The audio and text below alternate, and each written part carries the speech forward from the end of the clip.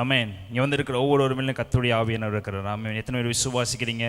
அவர் நல்லவர், அவர் வல்லமையுள்ளவர், அவர் சர்வ வல்லமையுள்ள தேவன். ஆமேன், ஆமேன். பக்கத்தில் கை கொடுத்து சொல்லுங்கள், இயேசு நல்லவராக இருக்கிறாரு, நம்ம மேலே அவர் கிருபையுள்ளவராக இருக்கிறாரு. பக்கத்தில் சொல்லுங்கள், நீங்கள் எந்த சூழ்நிலையில் வந்திருந்தாலும் சரி, உங்கள் சூழ்நிலையை அவர் மாற்றி போட வல்லவராக இருக்கார். பக்கத்தில் கை கொடுத்து சொல்லுங்களேன். ஒருவேளை துக்கத்தோடு வந்திருக்கீங்களா? கர்த்தர் உங்கள் துக்கத்தை மாற்றப்படாரு. ஒருவேளை வேதனையோடு வந்திருக்கீங்களா? கர்த்தர் உங்கள் வேதனையை மாற்றப்படாரு. ஒருவேளை பலவீனத்தோடு வந்திருக்கிறீங்களா? உங்கள் பலவீனத்தில் இயேசு மாற்றப்படார். ஆமேன், ஆமேன். பக்கத்தில் எந்த சூழ்நிலையில் நீங்கள் வந்திருந்தாலும் அதை மாற்றி போட ஒருவரால் முடியும். அவர் தான் நான் ஆராதிக்கிற இயேசு. ஆமேன், ஹல்லேலூயா, ஹல்லேலூயா. எந்த பிரச்சனையில் வந்திருந்தாலும் சரி, அதை மாற்றி போட ஒருவரால் முடியும்னா அது யாருன்னா எங்களோட அப்பா இயேசு கிறிஸ்து. ஆமேன். எடுத்து வாசிப்போம். சங்கீதம் 125 அதிகாரம் 1 வசனம் மற்றும் 2 வசனத்தை வாசிப்போம். கர்த்தரை நம்புகிறவர்கள், கர்த்தரை நம்புகிறவர்கள் என்றென்றைக்கும் அசையாமல், என்றென்றைக்கும் அசையாமல் நிலைத்திருக்கும், நிலைத்திருக்கும் சீயோன் பர்வதத்தை போல் இருப்பார்கள். சீயோன் பர்வதத்தை போல் இருப்பார்கள். பர்வதங்கள், பர்வதங்கள் எருசலேமை சுற்றிலும், எருசலேமை சுற்றிலும் இருக்குமா போல், இருக்குமா போல், கர்த்தர் இது முதல், கர்த்தர் இது முதல் என்றென்றைக்கும், என்றென்றைக்கும் தம்முடைய ஜனத்தை சுற்றிலும் இருக்கிறார். தம்முடைய ஜனத்தை சுற்றிலும் இருக்கிறார். கர்த்தரை நன்றி சொல்லுவோம். அந்த மாலை வேளையில கர்த்தரை நம்புகிறவர்கள் என்றைக்கும் அசையாமல் நிலைத்திருக்கும் சீயோன் பர்வதத்தை போல் இருப்பார்கள். பக்கத்தில் கையெழுத்து சொல்லுங்க. ஆண்டவராய் இயேசு கிறிஸ்துவை நம்புனீங்கன்னா, கர்த்தரை நம்புனீங்கன்னா, அவர் பேர் நீங்கள் பட்சமாக இருந்தீங்கன்னா, அவரையே நீ நம்பிக்கை வைத்திருந்தீங்கன்னா, அவர் தான் என் வாழ்க்கையில் அற்புதங்களை செய்கிறவர் என்று நம்பி வந்திருந்தீங்கன்னா, உங்களுக்கு கர்த்தர் சொல்றாரு, நீங்கள் அசையாமல் நிலைத்திருக்கும் சீயோன் பர்வதத்தை போல் இருப்பீர்கள்.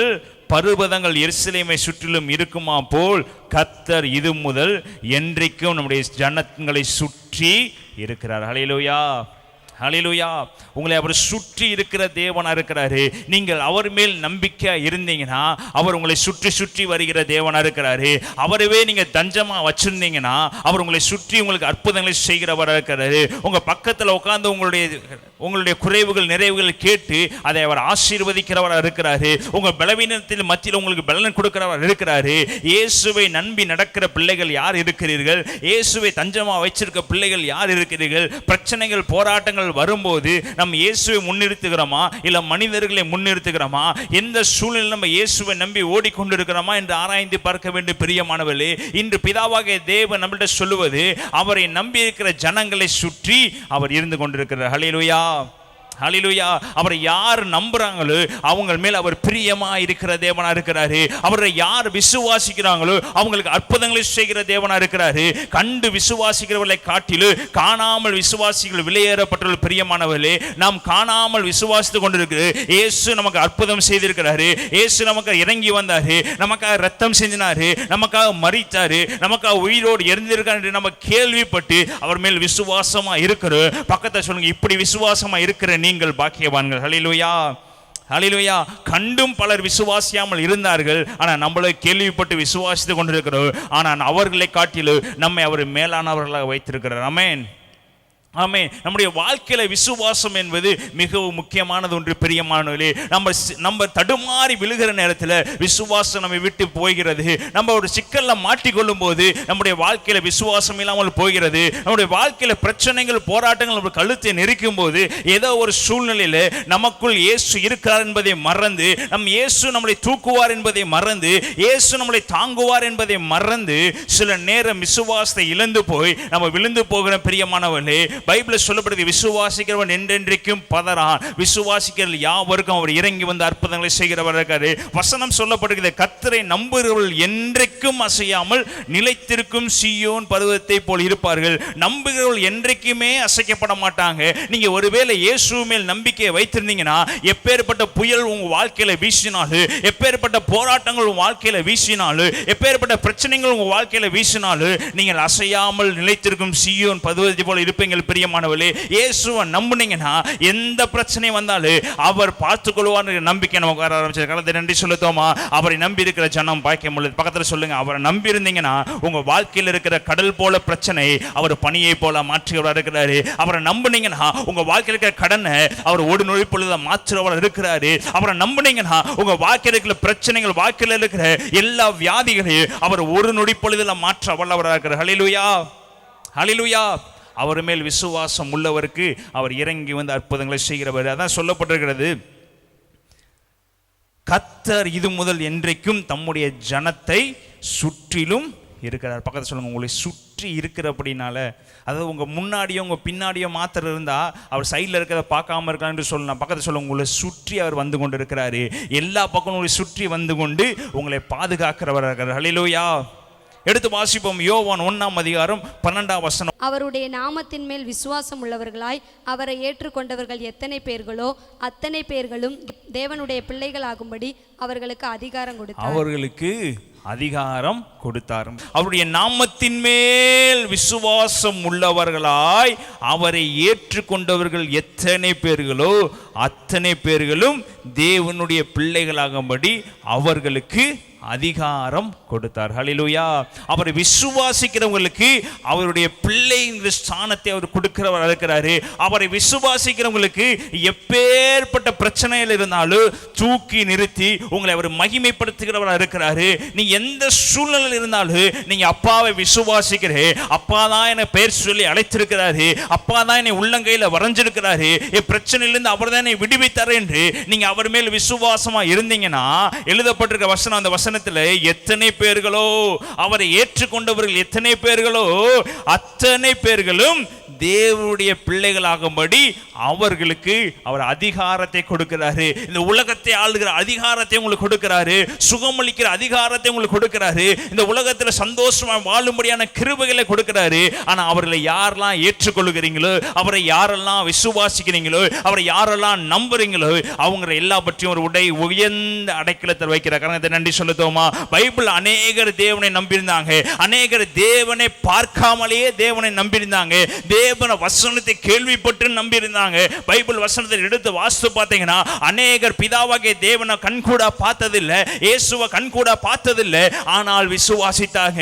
அவங்க விசுவாசத்தை அவர் நீதி என்று எண்ணினாரு. அவங்க விசுவாசத்தின்படி அவர்களுக்கு எல்லா காரியங்களையும் கொடுத்து அவர்களை ஆசீர்வதித்தார். பிரியமானவர்களே, இது நாமளும் இயேசுவை இதுவரை கண்களால் பார்த்ததில்லை, பிதாவாகிய தேவனை கண்களால் பார்த்ததில்லை, ஒருவேளை தேவனுடைய சத்தத்தை இதுவரை கேட்காமல் நீங்க உட்கார்ந்துருக்கலாம். இன்று சொல்லுகிறாரு, நீங்கள் நம்புனீங்கன்னா, நீங்க விசுவாசித்தீங்கன்னா சகலத்தையும் ஒரு செய்தி முடிக்க உங்களுக்கு வல்லவராக. கணத்தை நன்றி செலுத்துவோம் அந்த நல்ல வேளையில. ஹல்லேலூயா, ஹல்லேலூயா, ஹல்லேலூயா.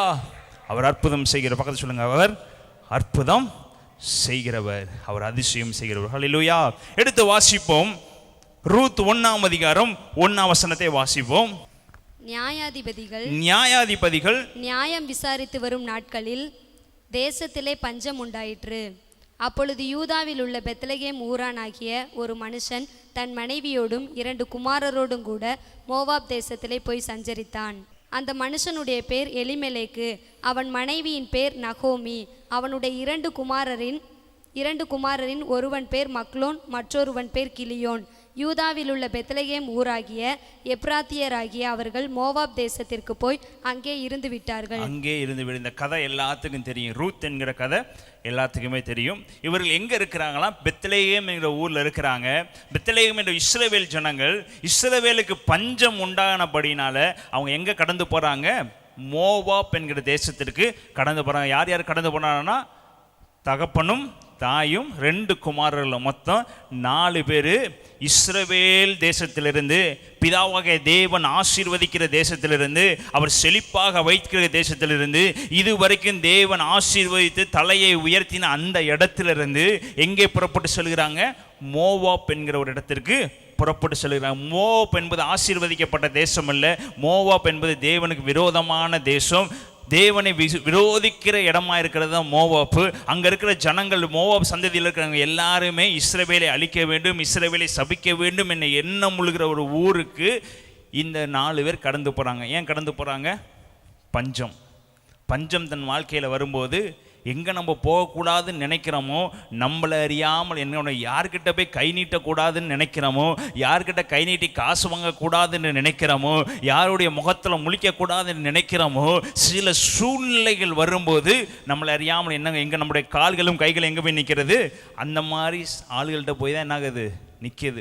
இதே சூழ்நிலை தான் இங்கே நடக்குது. இஸ்ரவேல் தேசத்தில் பஞ்சம் உண்டாயிற்று. எழுதப்பட்டிருக்க வசனம் 2ஆம் வசனத்தில் எப்பிரத்த எப்பிரத்தாராகிய அவர்கள் மோவாப் தேசத்திற்கு போய், எப்பிரத்தாராகிய அவர்கள், எப்பிரத்தாரனா வசதியான ஒரு பெத்லகேமில் இருக்கிற ஒரு ஊர், அந்த ஊருக்கே வசதியாக இருந்தவங்க தான் இவங்க. சகல வசதிகளும் இருந்தவங்க, சகல வசதியினாலும் தேவன் ஆசீர்வதிச்சிருந்தாரு. ஆனா பஞ்சம் உண்டாகும் போது அவங்க மோவாப் தேசத்துக்கு கடந்து போனாங்க. இதே தான் ஈசாக்குடைய வாழ்க்கையிலும் பஞ்சம் உண்டானது. ஆனா எகிப்துக்கு நேராக போகும்போது தேவன் வழிமறித்து கெராரிலே தங்க சொன்னாரு. கெராரிலே தங்கினபடினால, கர்த்தருடைய வார்த்தைக்கு செவி கொடுத்தபடினால கர்த்தர் ஈசாக்கை 60-100 என்ன பண்ணாரு? ஆசீர்வதித்தாரு. ஆனா இவர்கள் என்ன பண்ணவில்லை? தேவனிடத்துல கேட்கல. இஸ்ரவேல் தேசத்திலிருந்து வெளியே போகவார் என்ன பண்ணல? கேட்கல. கேட்காம எங்க போறாங்க? மோவாப் தேசத்திற்கு கடந்து செல்றாங்க. அடுத்த வசனம், நகோமியின் புருஷனாகிய எலிமெலேக்கு இறந்து போனான். நகோமியின் புருஷனாகிய எபிமெலேக்கு இறந்து போனான். அவளும் அவளுடைய 2 குமாரரும் அவனும் அவளுடைய 2 குமாரரும் அவளும் அவளுடைய 2 குமாரர்கள் மாத்திரம் இருந்தார்கள். போனதுக்கான பலன் என்ன ஆயிடுச்சு? கணவன் இறந்து போனான். போகக்கூடாத ஒரு தேசத்தில் தானா போய் அங்கே யாரை இழந்து போனார்கள்? கணவனை இழந்து போனார்கள். கணவன் இழந்து போனதுக்கு அப்புறம் அவளுக்கு இருக்கிறது 2 குமாரர். ஒரு குமாரருடைய பேர் என்ன எழுதப்பட்டிருக்கிறது? ஒருத்தன் பேர் மக்லோன், மற்றொரு பேர் கிளியோன், இவ பேர் என்னது? நகோமி. 3 பேர் மாத்திரம் மோவாப் தேசத்தில் வாழ்றாங்க. அடுத்த வசனம் வாசிங்க. இவர்கள் மோவாபியரில் பெண் கொண்டார்கள். இவர்கள் மோவாபியரில் பெண் கொண்டார்கள். அவர்களில் ஒருத்தி பேர் ஓர்பாள். அவர்களில் ஒருத்தி பேர் ஓர்பாள். மற்றவள் பேர் ரூத். மற்றவர் பேர் ரூத்து. அங்கே ஏறக்குறைய 10 வருஷம் வாசம் பண்ணினார்கள். அங்கே ஏறக்குறைய 10 வருஷம் வாசம் பண்ணினார்கள். பின்பு மக்லோன் கிளியோன் என்னும் அவர்கள் இருவரும் இறந்து போனார்கள். அந்த ஸ்திரீ தன் குமாரர் இருவரையும் தன் புருஷனையும் இழந்து தனித்தவளானாள். யார் அவ? நகோமி. போகக்கூடாத ஒரு இடத்துக்கு போய் தன்னுடைய கணவரையும் தன்னுடைய பிள்ளைகள் 2 பேரையும் என்ன பண்ணா? இழந்து போனாள். தேவனுடைய வார்த்தையை கேட்கவில்லை, போகலாம் என்கிற சத்தத்தை கேட்கவில்லை. பஞ்சம் உண்டானபடினால் விசுவாசத்தை இழந்து போய் என்ன காரியத்தை செய்ய வேண்டும் என்பது தெரியாமல் தேசத்தை விட்டு ஓடி போய் எங்க போய் உட்கார்ந்து கொள்கிறாள்? மோவாப் என்கிற தேசத்தில் கொண்டு போற. ஆனா தேவன் கை விடுகிறவர். ஹல்லேலூயா. தேவன் ஒரு இடத்துல நீங்க போனால் அந்த இடத்துல ஒரு ஆசீர்வாதத்தை கொடுத்து உங்களை திரும்பியும் கூட்டிட்டு வருகிறவராக தான் இருக்கிறார். ஹல்லேலூயா, ஹல்லேலூயா. சகல வசதிகளும் உடையவர்கள். நகோமியுடைய சந்ததி சகல வசதியிலும் உடையவங்க. அவங்க எங்கே போகிறாங்க? மோவாப்புக்கு போகிறாங்க. அங்கே வசனத்தை வாசித்து பார்த்தீங்கன்னா அங்கே 2 பேரை பெண் கொள்கிறாங்க. அந்த 2 பேர் யார்? ஒருத்தி பேர் ஓர்பாள், மற்றொரு பேர் ரூத்து. 2 பேரும் யாரை திருமணம் செய்கிறாங்க? நகோமியோட மகனை திருமணம் செய்கிறாங்க. ஆனால் நடந்த சம்பவம் என்னன்னா, அடுத்த கொஞ்ச நாள்லேயே யார் இறந்து போயிட்டா? சொல்லுங்க. ரூத்தோட கணவனும் ஓர்பாளுடைய கணவன் என்ன பண்ணாங்க? இழந்து போனாங்க. இப்போ சூழ்நிலை எப்படி இருக்கு? இந்த ரூத்தும் ஓர்பாலும் யார் என்றால், பைபிளில் சில காரியங்கள் எழுதப்படலை. இதோட ஆழத்துக்குள்ள உங்களுக்கு கொண்டுட்டு போறேன். ரூத்தும் ஓர்பாலும் அந்த தேசத்தில், எந்த தேசம்? மோவாப் தேசத்தின் ராஜாவுடைய பிள்ளைகளாக இருந்தவங்க தான் 2 பேர். இஸ்ரவேல் தேசத்தை சபிக்கணும் நினைக்கிறதா எந்த தேசம்? மோவாப் தேசம். அந்த மோவாப் தேசத்துக்கு இஸ்ரவேல் ஜனங்கள் 2 பேர் போறாங்க. அங்க ராஜாவுடைய பிள்ளைகளை தான் என்ன பண்றாங்க? திருமணம் செய்து கொள்றாங்க. அந்த ராஜா யாருன்னா, பாலாக்குடைய மகன் பேரு எக்லோன். பாலாக்கு யாருங்க? இஸ்ரவேலை சபிக்கணும் சொல்லி பிழையாமை கூட்டிட்டு இஸ்ரவேலை சபிக்க வேண்டும் என்று நினைத்தவன் யாரு? பாலாக்கு. அவனுடைய மகன் யாரு? எக்லோன். எக்லோனுடைய பிள்ளைகள் தான் 2 பேர் யாருங்க? ஒருத்தி பேர் ஓர்பாள், மற்றவருடைய பேர் ரூத்து. யார் உங்களை சபிக்கணும் நினைக்கிறாங்களோ அவங்க சந்ததியிலிருந்து கர்த்தர் சந்ததியை உருவாக்குறவர்கள். ஹல்லேலூயா, ஹல்லேலூயா. 3 முறை பாலாக்கு சொல்லுவாரு, யாரை சபிக்கணும்? இஸ்ரவேலை சபிக்க வேண்டும் என்று பிழையாம்கிட்ட கெஞ்சி கேட்பாரு.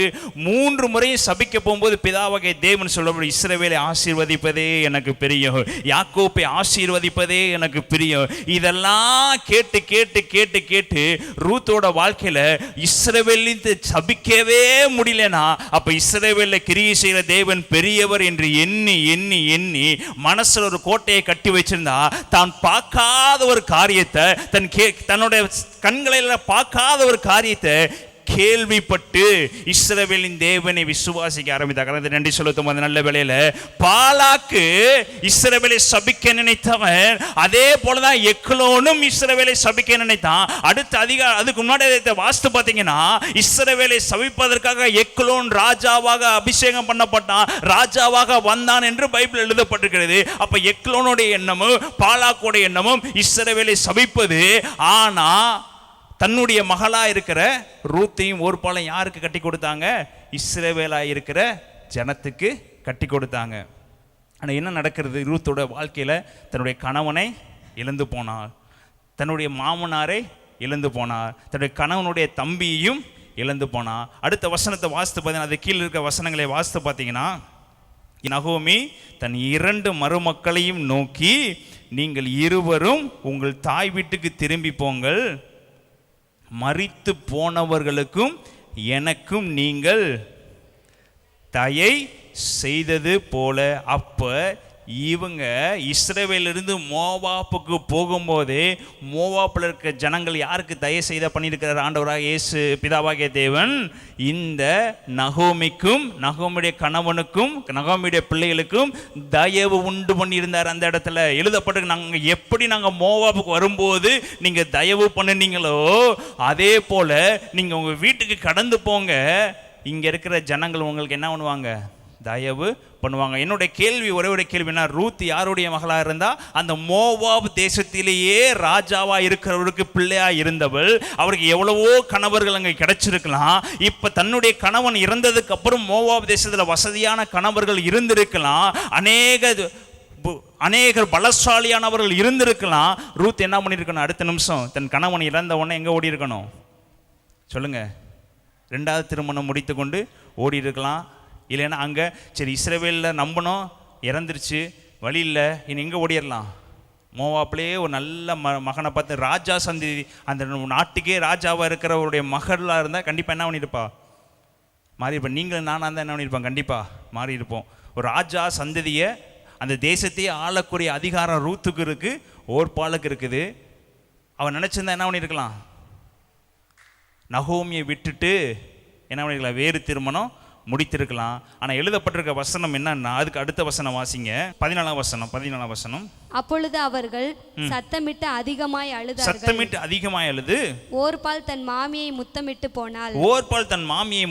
போனாள், ரூத்தோ அவளை விடாமல் பற்றி கொண்டாள். அப்பொழுது அவள், இதோ உன் சகோதரி தன் ஜனங்களிடத்துக்கும் தன் தேவர்களிடத்துக்கும் திரும்பி போய்விட்டாளே, நீயும் உன் சகோதரியின் பிறகே திரும்பி போய் என்றாள்.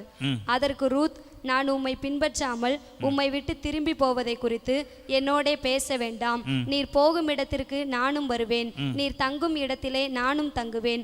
உம்முடைய ஜனம் என்னுடைய ஜனம், உம்முடைய தேவன் என்னுடைய தேவன். இந்த இடத்துல நகோமி ரூத்தையும் ஓர்பாலையும் கூப்பிட்டு, நீங்க உன்னுடைய தேசத்துக்கே போயிருங்க, நான் இங்கே வந்து கணவனை இழந்து விட்டேன், தன் பிள்ளைகளையும் இழந்து விட்டேன், இனி எனக்கு குழந்தை பிறக்காது, இனி நான் திருமணம் செய்து குழந்தை பிறத்து நீங்கள் கல்யாணம் முடிக்கிறதுக்கு வாய்ப்பே இல்லை, நீங்கள் என்ன பண்ணுங்க, உங்கள் தேசத்துக்கே போயிறீங்கன்னு சொல்லும்போது ஓர்பால் என்பவள் தன் மாமியாரை முத்தமிட்டு சென்றாள். ஏன்னா ஓர்பாலுக்கு அங்கே அநேக கணவர்கள் உண்டாக்கி கொள்ளலாம். ஏன்னா அங்கே ராஜாவோடைய மகள் தான் ஓர்பாலும் ரூத்தும். உடனே ஓர்பால் என்ன பண்ணிட்டா?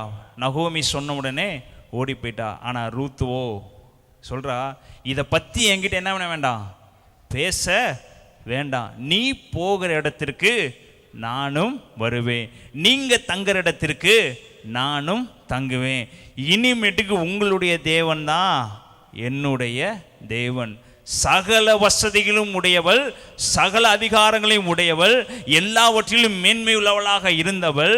ஆனால் அந்த தேசத்தை விட்டு போகும்போது இனி மாமியாரும் ஒன்றுமில்லாதவள், மாமியாருக்கு எந்த வசதியும் இல்லை. ஆனா ரூத்துவோ மாமியாரை பற்றி கொண்டாலோ இல்லையோ தெரியல, ஆனா நகோமி ஆராதிச்ச தேவனை ரூத்து பற்றி இருந்தாங்க. ரெண்டு சொல்லுத்தோமா, காதுகளால் கேள்விப்பட்ட வார்த்தை மாத்திரம்தான் இஸ்ரவேலை ஆசீர்வதிக்கிறது தான் தேவனுக்கு பெரியும். தன் தாத்தா ட்ரை பண்ணாரு, இஸ்ரவேலை சபிக்க முடியல. தன் தகப்பன் ட்ரை பண்ணாரு, இஸ்ரவேலை சபிக்க முடியல. ஆனா இப்ப நான் இஸ்ரவேலுக்குள்ள போறேன், இவ்வளவு யாராலும் சபிக்க முடியாத ஒரு தேசம் இருக்குது. கண்டிப்பா நான் எப்படியாவது நகோமியை பிடிச்சிட்டு அந்த தேசத்துக்குள்ள போயிட்டா என் தலையை தேவன் உயர்த்த வல்லவரா இருக்கிறாரு, என் சாபத்தை மாற்றார் வல்லவரா இருக்கிறார் என்று ரூத் விசுவாசித்தபடினால, காணாத ஒன்றை விசுவாசித்தபடினால, காணாத தேவனை விசுவாசித்தபடினால எந்த அற்புதத்தை ரூத் பெற்றுக்கொள்ளவில்லை. பிரியமானவர்களே, அவ திருமணமான போன உடனே கணவன் இறந்து விட்டாரு. அவ திருமணமான போனவனே அவன் குடும்பத்தில் இழவு வந்துச்சு. எல்லா இடத்திலையும் ஒதுக்கப்பட்டவள், எல்லா இடத்திலும் புறக்கணிக்கப்பட்டவள். ஆனா பிதாவாகிய தேவனை நம்பி இருந்தார். நன்றி சொல்லுதோமா, தன்னுடைய தகப்பனையும் விட்டுட்டு இஸ்ரவேல் தேசத்துக்கு போறா, தன் தாயையும் விட்டுட்டு இஸ்ரவேல் தேசத்துக்கு போயிட்டா, தன்னுடைய தாதிமார்களையும் விட்டு ரூத் எங்க போனா? தன்னுடைய மாமியாருக்கு பின்பதாக எங்க நடந்து போனா? பெத்லெஹேமுக்கு மறுபடியும் நடந்து போனா. ஆனா இந்த நகோமியோ சொல்ற வசனத்தை வாசித்து பாருங்க. 13 வசனம் வாசிங்க. 13. அவர்கள் பெரியவர்களாகும் மட்டும் புருஷருக்கு வாழ்க்கைப்படாதபடிக்கு நீங்கள் பொறுத்திருப்பீர்களோ? அது கூடாது. என் மக்களே, கர்த்தருடைய கை எனக்கு விரோதமாய் இருந்துகிறதினால் உங்கள் நிமித்தம் எனக்கு மிகுந்த விசனம் இருக்கிறது என்ற. நகோமி யார் ஆராதிச்சவ? கர்த்தரை ஆராதிச்சவ. ஆனா கர்த்தரை பத்தி என்ன பண்றா? தன்னுடைய மருமகளுக்கு தவறான ஒரு காரியத்தை சொல்றான். என்ன காரியத்தை சொல்றான்னா, கர்த்தருடைய கை எனக்கு விரோதமாய் இருக்கிறதுனால். யாருக்கும் கர்த்தர் விரோதமானவர் அல்ல பிரியமானவர்களே, யாரையும் அவர் சபிக்கிறவர் அல்ல.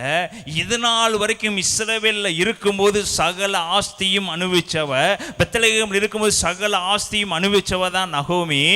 ஆனால் பஞ்சம் உண்டாயினபடினால தேவனுக்கு பிடிக்காத ஒரு ஊருக்கு போய், தேவன் அருவருக்கிற ஊருக்கு போய் தன்னுடைய வாழ்க்கையை புகுத்தி கொண்டு எல்லாவற்றையும் அவளே இழந்து போயிட்டு, தன்னுடைய வாயினால் சகலத்தையும் இழந்து போயிட்டு, ஆனால் குறையை யார் மேல தூக்கி போட்டா? கர்த்தர் மேல தூக்கி போட்டா. என்ன தூக்கி போட்டா? கர்த்தருடைய கை எனக்கு விரோதமாய் இருக்கிறதினால். இப்ப நம்மளே கீழ்ப்படியாமல் ஒரு காரியத்தை செய்வோம், நம்மளே கீழ்ப்படியாமல் ஒரு இடத்துக்கு போவோம், நம்மளே கீழ்ப்படியாமல் 4 அடி வாங்கிக்குவோம். ஆனா அடியை வாங்கிக்கிட்டு மிதியை வாங்கிட்டு சொல்லுவோம், கர்த்தருடைய கை எனக்கு விரோதமா இருந்துச்சு, நான் போனேன், கர்த்தரே என்ன பண்ணிட்டாரு? ஆளை வச்சு அடிச்சுட்டாரு, நான் போனேன், ஒரு ஆக்சிடென்ட் ஆயிடுச்சு. இந்த ஆக்சிடென்ட் யார் உண்டு பண்ணா? கர்த்தரே எனக்கு. அப்படி பண்ணுகிற தேவன் அவர் இல்லை பிரியமானவர்களே. அவர் உங்களை உள்ளங்கையில் வரைந்து உங்களை தாங்குகிற தேவன் மாத்திரம்தான். அவர் உங்களை சபிக்கிற தேவன் அல்ல.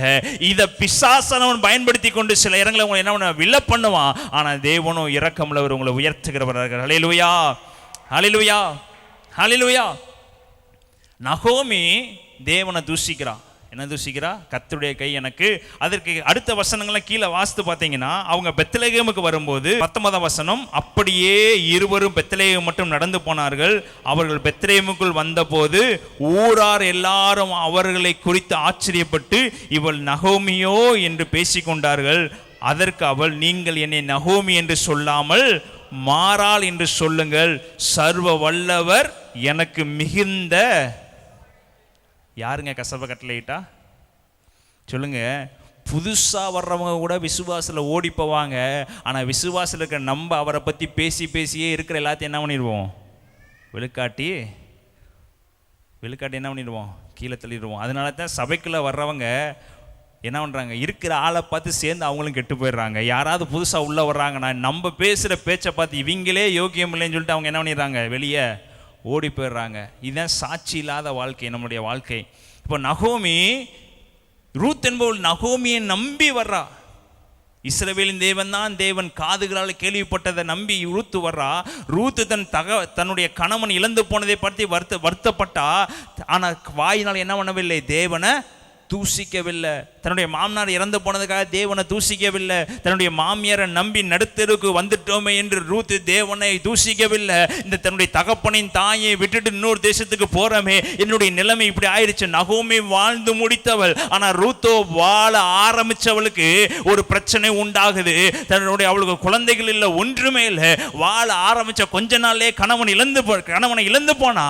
ஆனா அவள் தேவனை என்ன பண்ணவே இல்லை, எந்த இடத்துலையும் தூசிக்கவே. ஆனால் எல்லாத்தையும் அனுபவிச்ச நகோமியோ, தேவன் எனக்கு விரோதமாக இருந்தா இனி இனிமேல் நகோமி என்று சொல்லாதீங்க, என்னை என்னன்னு சொல்லுங்க, கசப்பு என்று சொல்லுங்க. மாறான என்ன அர்த்தம்? கசப்பு. என்னை கூப்பிடுறவங்கள கசப்புன்னு கூப்பிடுங்க, என்னை கூப்பிடலாம் மாறான்னு கூப்பிடுங்க. ஏன்னா என் தேவனாய கர்த்தர் என்னுடைய வாழ்க்கை என்ன இருளாக்கி விட்டார் என்று நகோமி சொல்லுகிறா. இப்படி சொல்லும்போது கூட இருக்க ரூத்துக்கும் எப்படி தான் இருக்கணும்? இப்படி தான் தேவன் செய்வாரோ என்று ஒருவேளை என்ன இருக்கணும், என்ன வந்திருக்கணும். ஆனால் ரூத்தோ தேவன் மேல் பற்றுதல். அந்த காரணத்தை நன்றி செலுத்தோமா. நகோமியுடைய வாய் தவறாக இருந்தாலும் சரி, நகோமியுடைய பேச்சு தேவனுக்கு விரோதமாக இருந்தாலும் சரி, நகோமியுடைய செயல் தேவனுக்கு விரோதமாக இருந்தாலும் சரி, ஆனால் நான் வாழ்க்கைப்பட்டு வந்தது இஸ்ரவேலுக்கு. நான் இஸ்ரவேலின் தேவனே தேவன் என்பதை நான் மனதார ஏற்றுக்கொள்கிறேன். எது நடந்தாலும் சரி, பிதாவாகிய தேவன் நான் தேவன் என்று சொல்லி ரூத்து நம்பி பெத்லெஹேமுக்குள்ள வந்தா. கர்த்தர் ரூத்தினுடைய தலையை உயர்த்தினா. கர்த்தர் நன்றி செலுத்தோமா. இதுதாங்க நம்பி வந்த அவளுக்கு தெரியாது, ரூத்துக்கு தெரியாது. நம்ம தான் யாரை பெற்றெடுக்க போறோம் சொல்லுங்க. நம்ம ஓபேத்தை பெற்றெடுப்போம். ஓபேத் யாரை பெற்றெடுப்பாரு சொல்லுங்க? ஈசாயை பெற்றெடுப்பாரு. ஈசாயி தாவீதை பெற்றெடுப்பாரு. தாவீதுடைய வம்சத்தில் இயேசு வருவார்னு யாருக்கு தெரியாது? ரூத்துக்கு தெரிஞ்சு வந்திருப்பான்னு நினைக்கிறீங்களா? தெரியாது. கர்த்தரை நம்பி வந்தா கர்த்தர் சந்ததியை பெருக போன. கர்த்தர் நன்றி செலுத்தோமா. ஓபேத்து, ஈசாயி, அடுத்து யாருங்க? தாவீது, அடுத்து இயேசு கிறிஸ்து. இதன் நம்ம யோசித்து வந்திருந்தோம்னா கண்டிப்பாக நம்ம வாழ்க்கையில் என்ன இருக்காது. நம்ம பிளைண்டாக நம்பணும். இயேசுவை எப்படி நம்பணும்? எதையும் எதிர்பார்க்காம நம்பணும். எது நடந்தாலும் அவரை நம்பணும். யார் கைவிட்டாலும் அவர் நம்பணும். நமக்கு ஒரு காரியம் வரும் என்று நம்பி நம்ம ஓடணும்னா அந்த காரியம் நமக்கு நடக்கும். ஆனால் தேவனுடைய சுத்தம் நடைபெறாது. நம்ம எதையும் எதிர்பாராமல் அவர் நம்பி வரும்போது பிதாவாகிய தேவன் சந்ததியில் இறங்கி வருகிறாரு. இந்த ரூத்துக்கு பாருங்க, தன்னுடைய தேசத்துல மேன்மை இருந்தது, தன்னுடைய தேசத்துல அவர் ராஜாவுடைய மகளா இருந்தா. ஆனா இந்த என்ன தேவையில்லை, இந்த மோவாப் எனக்கு தேவையில்லை, இந்த மோவாப்பின் தேவன் எனக்கு தேவையில்லை, இந்த மோவாபுடைய சந்ததி எனக்கு தேவையில்லை. தன் தகப்பனை தள்ளிவிட்டு, தன்னுடைய தேசத்தை தள்ளிவிட்டு, எல்லா காரியமும் ரூத்துக்கு விரோதமாக நடந்தது.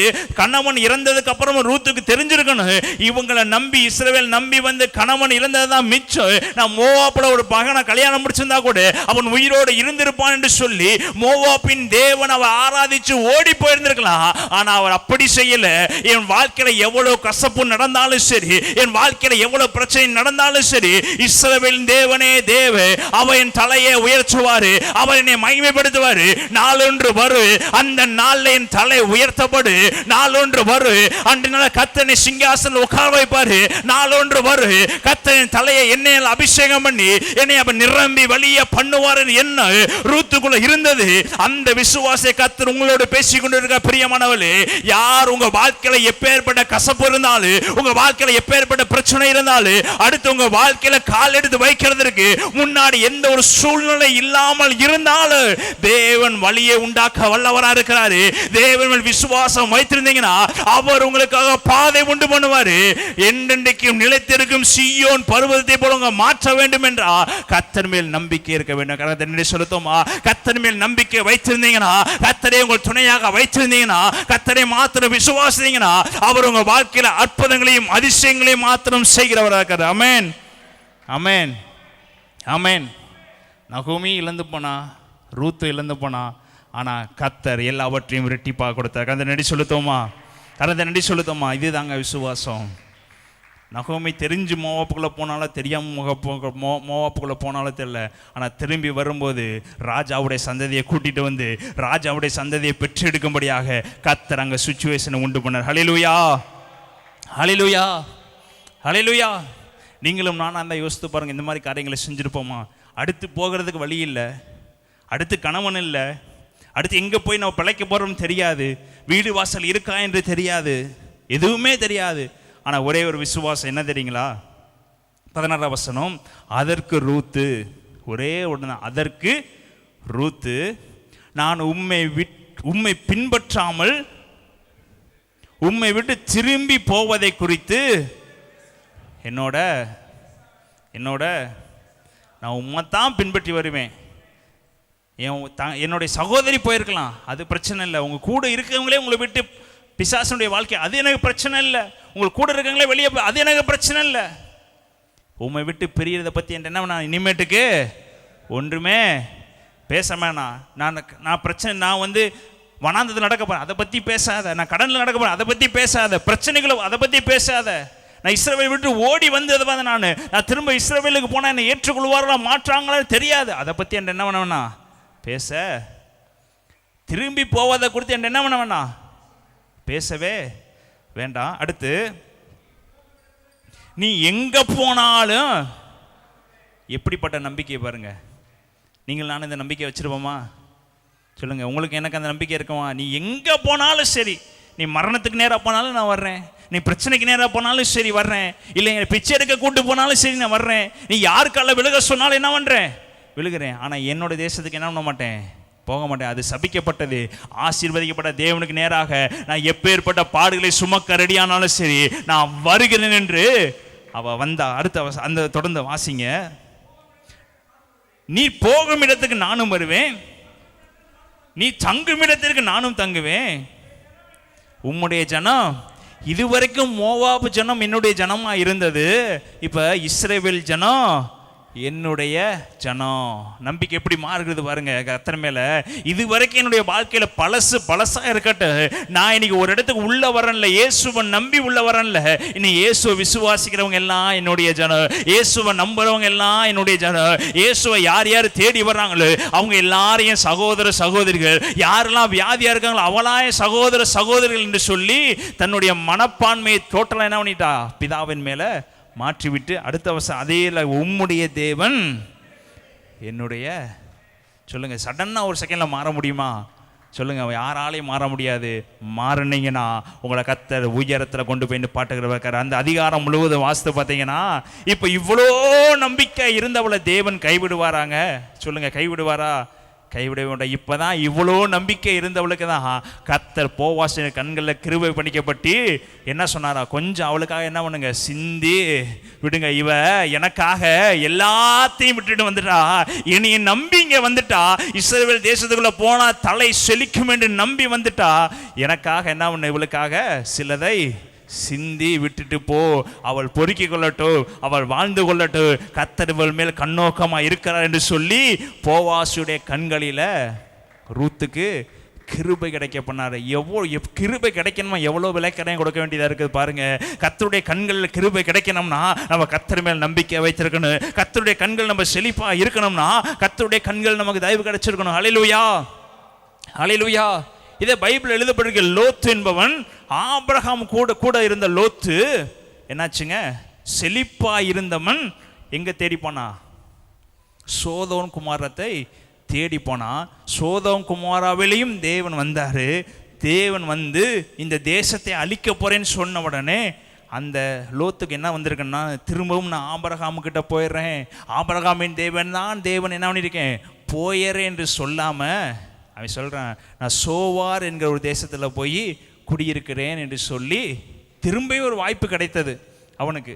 ஆனால் அவன் அந்த வாய்ப்பை என்ன பண்ணவில்லை, பிரயோஜனப்படுத்தி கொள்ளவில்லை.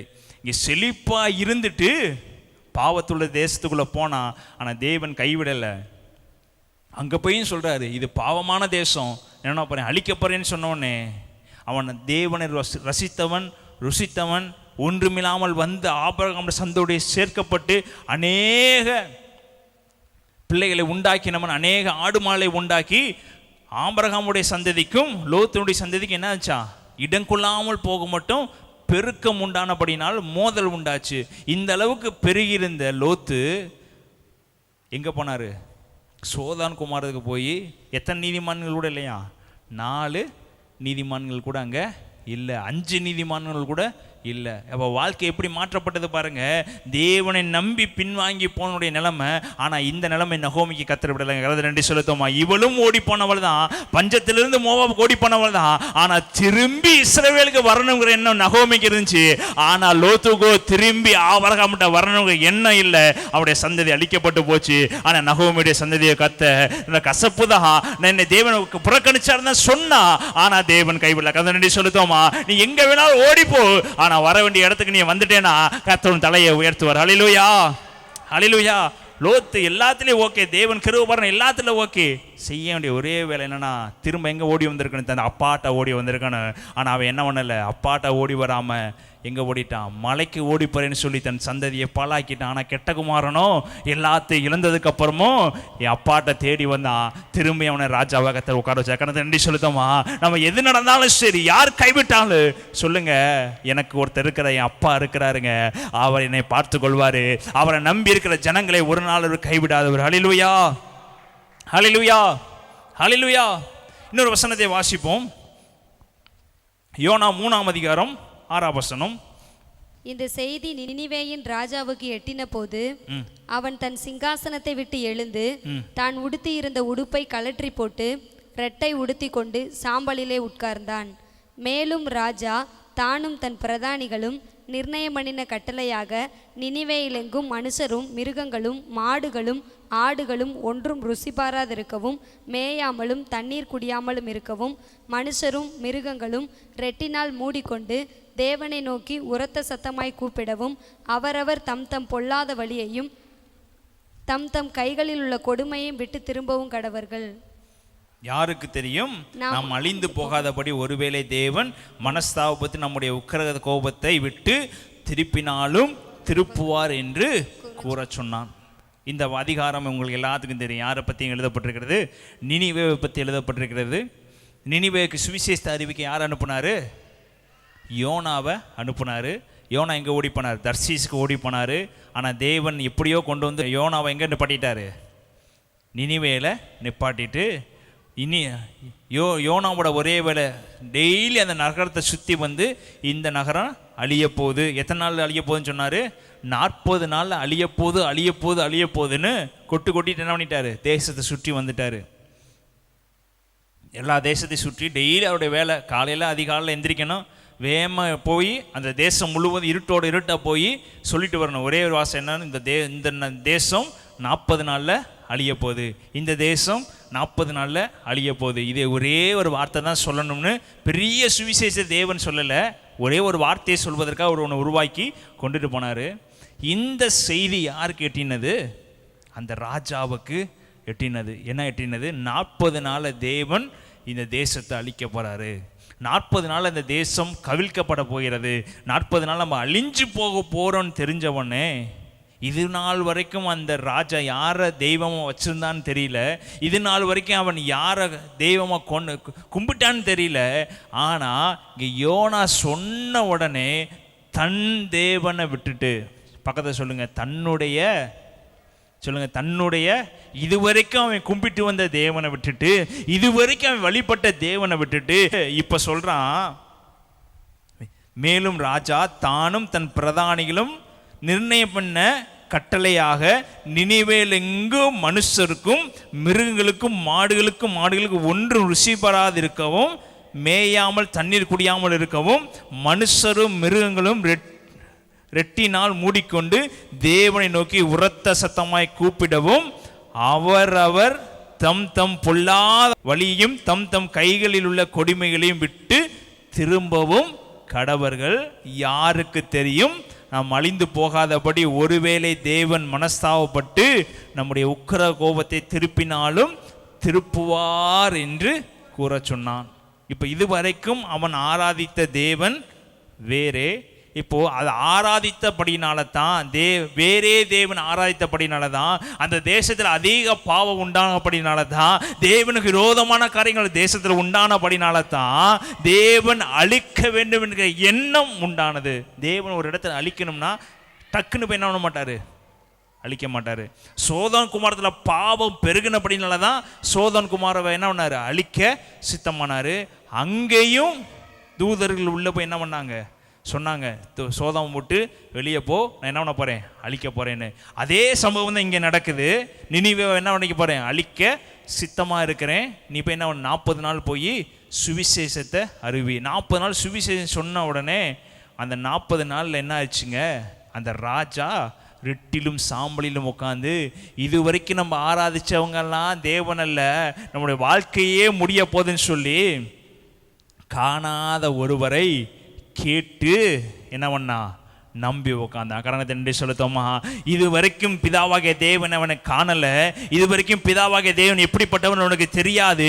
ஆனா அழிய போது தேவன் இந்த ஊர் அழிக்க போறாரு, தேவன் இந்த தேசத்தை சர்வாங்கம் பண்ண போறாரு, தேவன் தேவன் தேவன் என்று சொல்லி யோனா அந்த தேசத்தின் முழுவதும் போன அந்த வார்த்தை யாருக்கு உண்டாயிருச்சு, ராஜா கேள்விப்பட்டு. அப்ப யார் அழிக்க போறா, தேவன் ஒருத்தர் வந்து அழிக்க போறாரு. அந்த தேவனுக்கு நேராக நம்ம ரெட்டிலும் சாம்பலிலும் உட்காந்து, நம்முடைய ஆடு மாடுகள் எல்லாரும் சாம்பலில் உட்காந்து எதற்கும் புசிக்க கூடாது என்று கட்டளை கொட்டி காது நாள் கேட்ட தேவனை நம்பி உட்கார்ந்தா யாருக்கு தெரியும். ஒருவேளை தேவன் தப்பு வச்சாலும் தப்பு வைப்பாரு. நம்புனா, காணல, நம்புனா, கேட்டு நம்புனா, கர்த்தர் தேசத்தை மாற்றி கர்த்தர் அழிக்கணும்னு சித்தமா இருந்ததை கர்த்தர் என்ன பண்ணாரு, அழிக்காமல் காத்து கொண்டார். ஹல்லேலூயா, ஹல்லேலூயா. இது எதில் உண்டாகுதுன்னா விசுவாசத்தில் உண்டாகுது. நீங்கள் தேவனை நம்புகிற விசுவாசத்தில் தான் நம்முடைய வாழ்க்கை உண்டாகிறது. தேவன் நினைத்த ஒரு காரியத்தை மாற்ற எதனால் முடியும்னா உங்களுடைய என்னுடைய விசுவாசத்தினால் முடியும். நமக்கு விரோதமாக உருவாக்கப்பட அந்தகார வல்லமையில் அழிக்க வேண்டும் என்றால் நம்ம விசுவாசத்தை பேசுகிற ஒவ்வொரு காரியத்தினாலேயும் தேவன் அந்த காரியங்கள் ஆகாதபடிக்கு தேவன் மாற்றுகிறவர்கள். ஹல்லேலூயா, ஹல்லேலூயா. தேவன் நினைச்சதை யாராலும் தடுக்க முடியாது. அவர் தீர்மானிச்சதை யாராலும் மாற்ற முடியாது.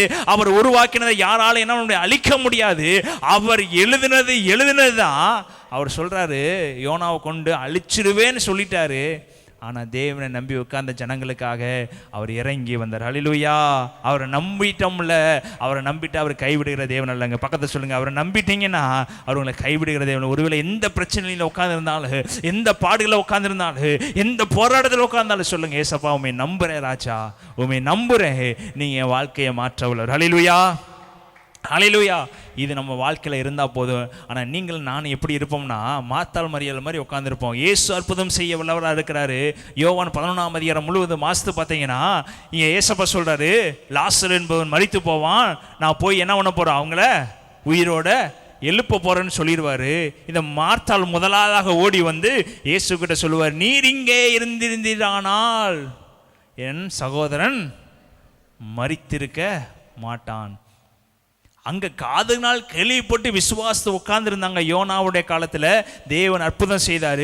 இங்கே தேவன் அற்புதம் செய்வார் என்று தெரிந்த ஜனங்கள், தேவன் இறங்கி வந்தார்னு அற்புதம் நடக்கும் தெரிந்த ஜனங்கள், மார்த்தாளுக்கும் மரியாளுக்கும் இயேசு கிறிஸ்து செய்த அற்புதங்கள் அநேகம் தெரியும். இயேசு செய்த அற்புதங்கள் தெரிஞ்சவங்க தான். முடவர் நடக்க வைத்ததை பார்த்தவங்க தான், செவிடரை கேட்க வைத்ததை பார்த்தவங்க தான், குருடர்களை பார்க்க வச்சதை பார்த்தவங்க தான், சப்பானி இருந்தவனை எழும்பி நடக்க வைத்தது 2 பேரும் கண்களால் பார்த்து விசுவாசி. அதே மார்த்தாளும் மரியாளும் இயேசு கிட்ட வந்து சொல்றாங்க, நீங்க இங்க இருந்திருந்தானால் என் சகோதரன் என்ன இருப்பான்.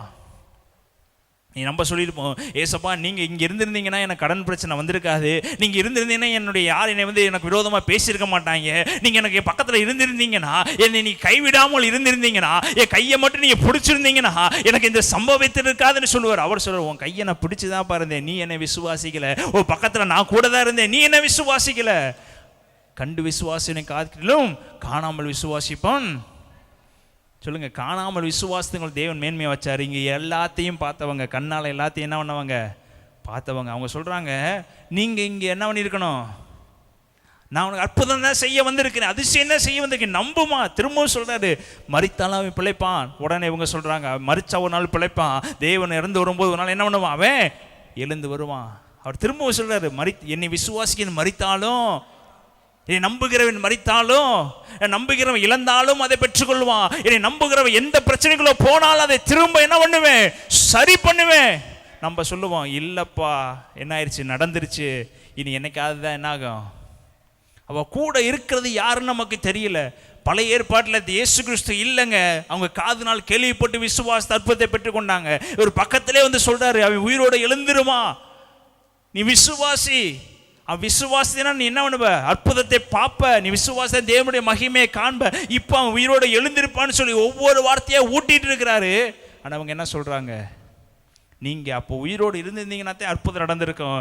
நீங்கள் என்ன ஆயிட்டீங்க? அவன் உயிரோடு இருக்கும்போது இல்லாமல் போயிட்டீங்க. உங்களுக்கு உயிரோடு இருக்கும்போது தான் அற்புதம் செய்ய தெரியும். செத்ததுக்கு அப்புறம் உங்களுக்கு என்ன தெரியாது? அற்புதம் செய்ய தெரியாது. நம்மளே தேவன் இதை செய்ய முடியும், இதை செய்ய முடியாது, இதைத்தான் அவர் செய்வார், இதை அவரால் செய்ய முடியாதுன்னு சொல்லி நம்மளே கால்குலேட் பண்ணிட்டு இதை மனுஷன்ட்ட கேட்போம், இதை தேவன் செய்ய மாட்டார். இது தேவன்கிட்ட கேட்போம், இதைத்தான் தேவன் செய்வார்னு சொல்லி என்ன பண்ணிக்கிறோம்? நம்மளே ஒரு டேபிளரை உண்டாக்கிட்டு மனுஷன்ட்ட கேட்கறதெல்லாம் தேவன் செய்ய முடியாத காரியத்தில் யார்கிட்ட கேட்போம்? அவர் சொல்லிட்டு எல்லாத்தையும் படைச்சது அவர் தான், எல்லாத்தையும் உருவாக்கினது அவர். அவரால் செய்ய முடியாத அதிசயமான காரியம் என்ன இல்லை? ஒன்றுமே.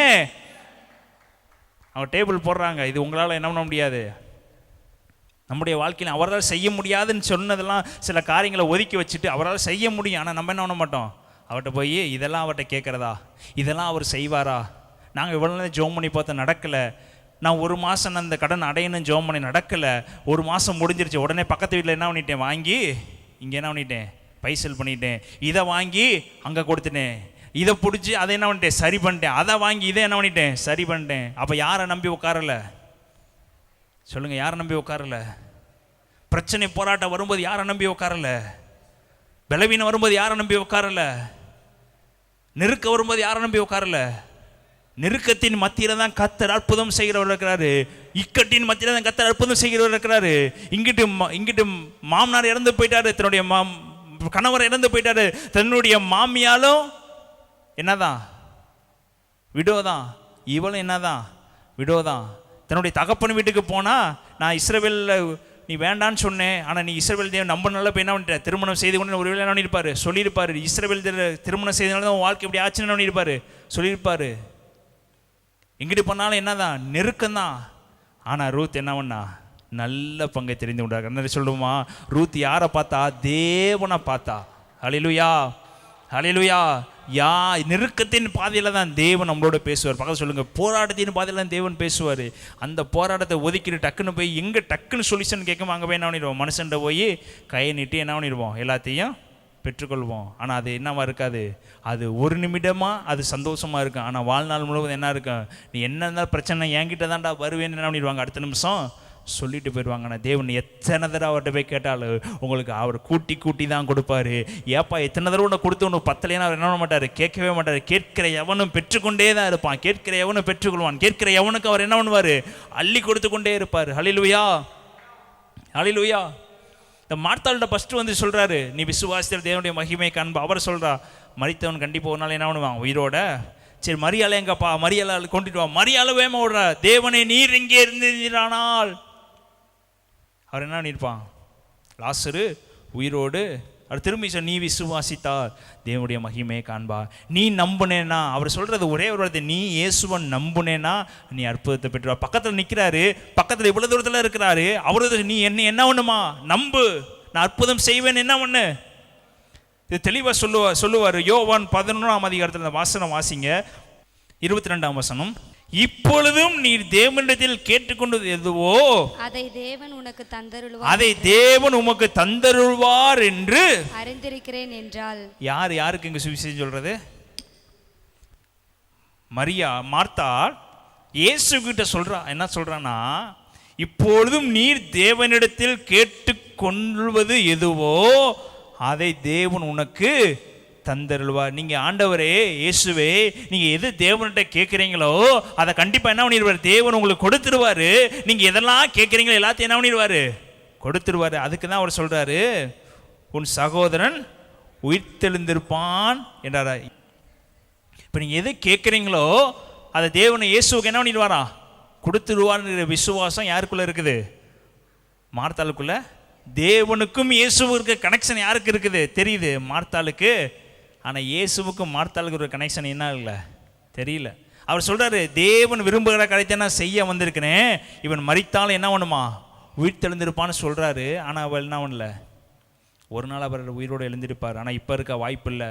அப்பயே அவர் கூட்டிகிட்டு போகிறாரு, கல்லறைக்கு பக்கத்தில் கூட்டிகிட்டு போகிறாரு. லாசர் எங்கே வச்சுருக்கீங்க? வெளியே கொண்டு வாங்க. நம்ம மக்கள் சொல்கிறாங்க, இப்பொழுது நாருமே, இப்பொழுது அற்புதம் செய்ய பக்கத்தில் வந்துட்டாரு. அப்பயும் சொல்லுவோம், இப்பயும் என்னாகுமே? வாய்ப்பு இல்லை. தேவனுக்கும் இயேசுவுக்கும் உள்ள கனெக்ஷன் ஜனங்கள் கண்டு வச்சிருந்தாங்க. இயேசு எது கேட்கிறாரோ அதை கண்டிப்பா தேவன் என்ன பண்ணுவார், செய்வார். இது ஏன் நமக்கு இல்லை? நம்ம எது கேட்கிறோமோ அது இயேசு செய்வார். நம்பிக்கை ஏன் நமக்கு இல்லை? அவர் பிதாவாக தேவனுக்காக ரத்தம் சிந்தல, அவர் உங்களுக்கும் எனக்காக வந்து ரத்தம் சிந்தினாரு. இப்போ மார்த்தாளுக்கு தெரிஞ்சு தேவன் கேட்கிற எல்லாத்தையும் தேவன் உங்களுக்கு என்ன பண்ணுவாரு, கொடுப்பாரு. அவர் சொல்றாரு, நான் தேவன் கேட்கறத என்ன கொடுப்பாரு, நீ என்ன விசுவாசிக்கிறியா? நீ தேவனை விசுவாசிக்கிறியா? நான் விசுவாசத்தை கேட்கிறேன், நான் பெற்றுக்கொள்றேன், நீ விசுவாசிக்கிறியா? தேவனை விசுவாசித்தா என்ன உனக்கு அன்பை மகிமைய? அப்ப நம்ம என்னத்தை விசுவாசிக்கிறது? அவரே வந்து சொன்னாலும் யார்த்த விசுவாசிக்கிறது இல்லை, தேவனை. பக்கத்தை சொல்லுங்க, அவரை நம்பினீங்கன்னா அவர் உங்க வாழ்க்கையில் அற்புதம் செய்வார். ஹல்லேலூயா, ஹல்லேலூயா, ஹல்லேலூயா. இஸ்ரவேல் தேசத்தில் எல்லாரும் பாகால கும்பிட்டாங்க, ஒருவள் மாத்திரம் பாகால கும்பிடாம பஞ்சத்தில் உட்காந்துருந்தான். ஒருபடி மாவை வைத்து தானும் தன் மகனும் சாப்பிட்டு செத்து போகும்படியாக என்ன பண்ணியிருந்தா, உட்காந்து தேவனை மாத்திரம் நம்பி இருந்தா. ஆனால் தேவன் யார் அனுப்புனார்? எலியாவை அனுப்பி, ஒருபடி மாவு தான் இருக்கு. அவர் சொல்றாரு, நீ முதலாவதை யார்கிட்ட கொண்டு வா, அதை எடுத்துட்டு சாக போகணும்னு நினைக்கிறவ ஒருபடி மாவு தான் இருக்குது, அந்த ஒருபடி மாவு நம்முடைய பிள்ளைகளுக்கு தான் ஃபஸ்ட்டு கொடுப்போம். தன்னுடைய மகனுக்கும் மகளுக்கு தான் என்ன பண்ணுவோம், ஃபஸ்ட்டு கொடுப்போம். யார் இறந்து போகிற சூழ்நிலை இருக்கு அவங்களுக்கு தான் முதல் கொடுப்போம். ஆனால் இவ்வளோ என்ன பண்ணா, அந்த ஒரு அப்பத்தை, ஒருபடி மாவில் இருக்க அப்பத்தை சுட்டுட்டு யார் கொடுத்தாங்க? தேவனுடைய பிள்ளையாக இருக்கிற எலியாவுக்கு கொண்டு வந்து, தன் பிள்ளை செத்து போனாலும் பரவாயில்ல, யாருக்கு கொடுக்கணும்? ஃபஸ்ட்டு தேவனுக்கு கொடுக்கணும். நான் அவரை நம்பி இருக்கிறேன், என் இக்கட்டில் நம்பி இருக்கிறேன், இந்த ஒரு ரூபா தான் இருக்குது, பரவாயில்ல, அதை யாருக்கு கொடுக்க போகிறேன்? தேவனுக்கு கொடுக்க போகிறேன். அவரை நம்பி இருக்கிறேன். கடைசி இந்த செத்து போகலாம் முடிவு பண்ணிட்டோம், நம்ம தான் செத்து போனாலும் பரவாயில்ல, என்கிட்ட இருக்கிறதை யார்கிட்ட கொடுத்துட்டு செத்து போகிறேன்? தேவனுடைய மகனாக இருக்கிற எலியாவுக்கு கொடுத்துட்டு செத்து போகிறேங்கிற நம்பிக்கை யாருக்கு வந்துச்சு? அவளுக்கு வந்துச்சு. தேவன் மேல் நம்பிக்கை இருந்துச்சு. ஆனால் பஞ்சகாலம் முடிகிற வரைக்கும் தேவன் அப்பத்தினாலும் மாவுனாலையும் அந்த மகளை ஆசீர்வதித்தார். ஹல்லேலூயா, ஹல்லேலூயா, ஹல்லேலூயா. எது நடந்தாலும் நம்பிக்கை யார் மேலங்க வைக்கணும்? கர்த்தர் மேலே வைக்கணும். கர்த்தர் மேல் நம்பிக்கையை வைத்து அவரையே பற்றி இருக்கிற மனுஷன் பாக்கியவான். ஹல்லேலூயா, ஹல்லேலூயா. இதுதான் விசுவாசம், அவர் மேலே வச்சிருக்கிற விசுவாசம். எதிர்பாராத விசுவாசம். நம்ம எதிர்பார்த்த ஒரு நம்பிக்கை வச்சுருந்தோம்னா அது நடக்கலாம், நடக்காமல் போகலாம். இந்த பைபிள் நான் சொல்லப்பட்டிருக்க யாருமே எதிர்பாராமல் அவர் நோக்கி பார்த்தாங்க. ஒரு காரியம் பெறணும்னு நோக்கி பார்க்கல. நான் தேவனை மாத்திரம் நம்பி இருந்து என் வாழ்க்கை எப்படியானாலும் பரவாயில்லை, அவரை மாத்திரம் நம்பி இருக்கணும்னு நினச்சி வந்தவங்களுக்கெல்லாம் தேவன் அற்புதம் செய்தார். பக்கத்தில் சொல்லுங்கள், நீங்கள் இயேசுவை நம்பி இருக்கிறீங்களா? பக்கத்தில் சொல்லுங்கள், உங்களுக்கு அவர் அற்புதம் செய்வார். நீங்கள் இயேசுவை தஞ்சமாக வச்சுருக்கிறீங்களா? அவர் உங்களுக்கு அற்புதம் செய்வார். இயேசு தான் நம்பிக்கைன்னு வச்சுருக்கிறீங்களா? அவர் அற்புதம் செய்யணும்னு நினச்சார். நான் எவ்வளோ நாள் ஆனாலும் செய்வீங்க, உங்களுக்கு செய்துட்டு தாங்க அவர் வேறு வேலை செய்வார். உங்களுக்கு வைத்திருக்கிற ஆசீர்வாதத்தை ஒருவனும் பிடுங்கிக் கொள்ள முடியாது. உங்களுக்கு வைத்திருக்கிற கிருபைகளை ஒருவனும் பிடிந்து கொள்ள முடியாது. உங்களுக்கு வைத்திருக்கிற மகிமையை அது ஒருவனால பிடுங்கி போட முடியாது. அதை எப்போ நம்ம இழந்து போவோம்னா, நம்மளையே வழி மாறி போகும்போதுதான் சில காரியத்தை நம்ம என்ன பண்ணி போயிடும், இழந்து போயிட்டு தேவனுக்கு விரோதமான காரியங்களை பண்ண ஆரம்பிச்சிடும். அவர் என்றும் மாறாதவர். பக்கத்தை சொல்லுங்க, அவர் மாறாதவர், நீங்க மாறாம இருங்க. பக்கத்தை சொல்லுங்க, அவர் மாறாதவர், நீங்க மாறாம. லோத்து மாதிரி என்ன பண்ணிடாதீங்க, மாறி போயிடாதீங்க. மார்த்தாள் மரியாள் மாதிரி என்ன பண்ணிடாதீங்க. அவர் உங்க பக்கத்தில் இருக்கிறாரு. நீர் இருந்திருந்தீரான அவர் கூட தான் இருக்கிறாரு. அவர் கூடவே இருக்கிறனால தான் அவருக்கு தெரியுது அவர் மாம்சத்தில் தான் இன்னொரு இடத்துல இருக்கிறாரு. ஆனால் ஆவியில மார்த்தாள் மரியாள் கூட தான் இருந்து அவன் இறந்து போக போறான்னு தெரிஞ்சு தான் அவர் என்ன பண்றாரு, சீசர்கள்ட்ட சொல்றாரு, ஒரு வியாதியா இருக்க, லாசரு வியாதியா இருக்கிறான், அவன் என்ன பண்ணுவான், மரித்து போவான் என்று சொல்லி தான் தங்கி இந்த இடத்துல மீண்டும் இருந்தாலும் என்ன பண்ணார், எக்ஸ்ட்ரா. அப்போது மாம்சம் அங்கே இருந்துச்சு, ஆனால் ஆவி யாரோட இருந்துச்சு, மார்த்தாளுடைய மரியாளுடைய லாசருடையும் தான் இருந்துச்சு. இயேசுடைய ஆவி இங்கே தான் இருந்துச்சு. அவர் அப்பயே என்ன பண்ணியிருக்கலாம், எல்லாத்தையும் செய்திருக்கலாம். ஆனால் ஒரு மகிமை விளங்கும்படியாக தாமதிச்சார். அந்த தாமதம் என்ன மாறிச்சுன்னா விசுவாசம் இழக்கும்படியாக மாறினது. ஆனால் அந்த விசுவாசத்தை அவர் புகுத்த தான் உள்ள வந்தார் திரும்ப. ஹல்லேலூயா. இவர்கள் பிரச்சனை வரும்போது இடறி போயிடுவாங்கன்னு இயேசுவுக்கு தெரியும். போராட்டம் வரும்போது இடறி போயிடுவாங்கன்னு இயேசுவுக்கு தெரியும். ஒரு மரணத்தை உண்டு பண்ணிட்டா இடறி போயிடுவாங்கன்னு இயேசுவுக்கு தெரியும். அந்த இடறி போனாலும் தேவன் அற்புதம் செய்வார் என்கிறதை காண்பிக்கும்படியாகத்தான் மீண்டும் 2 நாள் தங்கி அவன் செத்து உள்ள வச்சதுக்கு அப்புறம் நார்னதுக்கு அப்புறம் இறங்கி வந்து அவனுடைய உடலை அவர் புதிதாக மாற்றி உயிர் கொடுத்தார். ஹல்லேலூயா, ஹல்லேலூயா. நாட்கள் ஆனாலும் சரி, மரித்து உள்ள வச்சிருந்தாலும் சரி, அது நாறுனாலும் சரி, அவர் மேல் நம்பிக்கை வைத்திருக்க உனக்கு அவர் உயர்ந்த அடைக்கிறதை கொடுத்து உங்களை ஆசீர்வதிக்கிற தேவனுடைய கரங்களை உற்சாகமாக தட்டி நல்ல வேளையில் அவரை நம்பி இருக்கிற யாவருக்கும் அற்புதம் செய்கிறவராக இருக்கிறாரு. இதைத்தான் எழுதப்பட்டிருக்கிறது சங்கீதம் 125. கர்த்தரை நம்பியிருக்கிறவர்கள் என்றைக்கும் அசையாமல் நிலைத்திருக்கும் சீயோன் பர்வதத்தை போல் இருப்பார்கள். கர்த்தர் இது முதல் என்றைக்கும் தம்முடைய ஜனத்தை சுற்றிலும் அவரை நம்பிட்டீங்கன்னா உங்களை அவர் சுற்றி இருப்பார். அவரை நம்பிட்டீங்கன்னா உங்களுக்கு அவர் ஆசீர்வதிப்பார். இதுதான் சங்கீதம் 125 அவரை மேல் நம்பிக்கை இருக்கிறவங்க என்றைக்கும் பக்கத்தில் சொல்லுங்கள் அசையவே மாட்டோம். அவரை நம்பி இருந்தோம்னா என்ன பண்ண மாட்டோம்? அசையவே மாட்டோம். பக்கத்தில் சொல்லுங்கள் இனிமேட்டுக்கும் நான் என்னைக்கு அசைக்கவே பட மாட்டேன். என்னைக்கு நான் என்ன பண்ண மாட்டேன்? திரும்பி என்ன பண்ண மாட்டேன்? பார்க்க மாட்டேன். அவர் என்னை சுற்றி இருந்து என்னை நடத்தி அவர் என்னை உயர்த்துகிறவர்கள் எல்லா எலும்பி நின்று கொண்டு நல்ல மாலை வேளையில் அந்த தேவாதி தேவனை நோக்கி பாபா நேசுக்கு அன்பின் பரலோக எஜமானனே இந்த நல்ல வேலைக்கு நன்றி செலுத்துக ராஜா. இயேசு கிறிஸ்துவை நாமத்தை உம்மை நம்பி இருக்கிற ஜனங்களுக்கு அற்புதங்களையும் அதிசயங்களையும் செய்யுங்க ராஜா. எது நடந்தாலும் ராஜா உண்மையே பற்றி இருக்கிற மனதை இந்த பிள்ளைகளுக்கு கொடுப்பீராக என்று செபிக்கிற ராஜா. இதை பார்க்கிற கேட்கிற யாவரையும் இயேசுவின் நாமத்தில் ஆசீர்வதிப்பீராக என்று செபிக்கிற ராஜா. இந்த வசனம் அநேகர் கூட ராஜா இயேசுவின் அந்த உயிர்ப்பிக்கட்டும் என்று செபிக்கிற ராஜா. இயேசு கிறிஸ்துவின் அதனுடைய கிருபை இருக்கட்டும். எல்லா துதிக்கும் நம்ம செலுத்துகிறோம். இயேசுவின் நாமத்தில் நல்ல பிதாவே, ஆமென்.